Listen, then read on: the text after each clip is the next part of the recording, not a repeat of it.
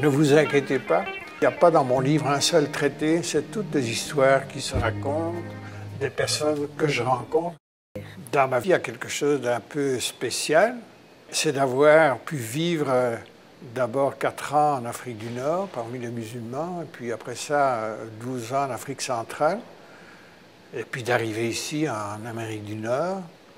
Ce qui a le plus marqué ma vie, peut-être, c'est cette préparation et ce séjour en Afrique. D'autant plus que je suis retourné en Afrique pendant 20 ans, où j'y ai travaillé sporadiquement à tous les niveaux. Donc l'Afrique est vraiment au cœur de ma vie. Le livre de Jacques m'a vraiment saisi, m'a émerveillé en même temps. Parce qu'avant cela, je partageais avec les Burundais, mes compatriotes, l'illusion qu'il n'y a personne d'étranger qui peut comprendre vraiment ce que nous sommes.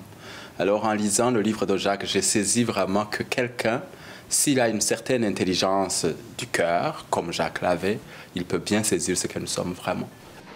J'ai remarqué que quand on communique, on est avec des gens, et qu'on veut communiquer des choses qui sont un peu plus sérieuses, pas seulement anecdotiques, mais là, on tombe dans la complexité des choses.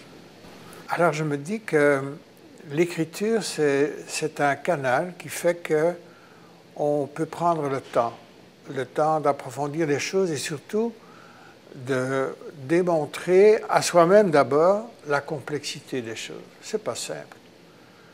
Moi, j'étais dans mes certitudes, comme tout le monde. Hein. On est dans les certitudes, Dieu existe, puis il est évident que l'Occident est le premier, puis on a les valeurs à nous, de notre côté, puis les autres, ce sont des gens qui croient à rien. Alors on arrive en Afrique et on voit des gens très bien, hein?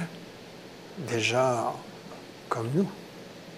Des gens qui ont des familles, des gens qui pensent à leurs enfants, des gens qui pensent à leur culture aussi, qui ont une culture.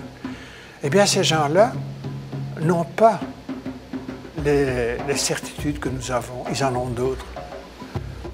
Qu'est-ce que je dis ici? Qu'est-ce que je fais ici? J'avais un projet d'église. À la fin des travaux de construction, souvent périlleux, quelques cruches de bière de banane attendaient tous ceux qui avaient risqué leur vie dans les échafaudages. Ensemble, nous avons ainsi arrosé sérieusement la réussite technique de ce travail qui avait été décrié comme impossible par tant de visiteurs et qui, pour moi, était un rêve que je caressais depuis longtemps. Voir cette image d'un constructeur, d'un homme qui construit avec d'autres, quelqu'un qui donne aux gens le sentiment qu'ils sont capables de construire quelque chose.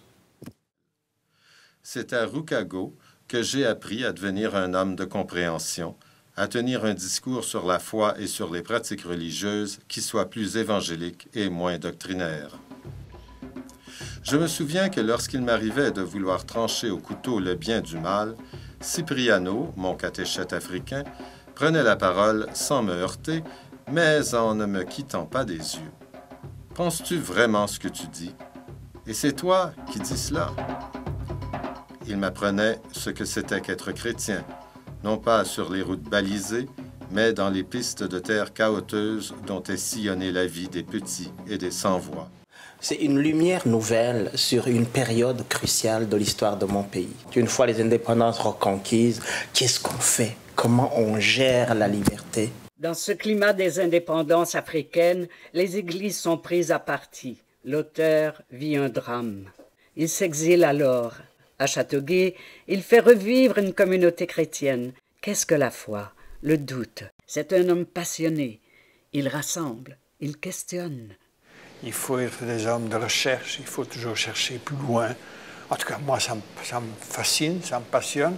Et tout le livre le dit, me montre comme tel, parce que c'est ce que je suis.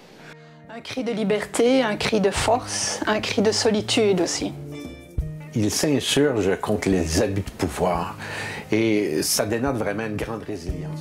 Le livre aborde des sujets délicats, des sujets tabous. Et c'est un livre tellement important que c'est un livre qui habite le cœur.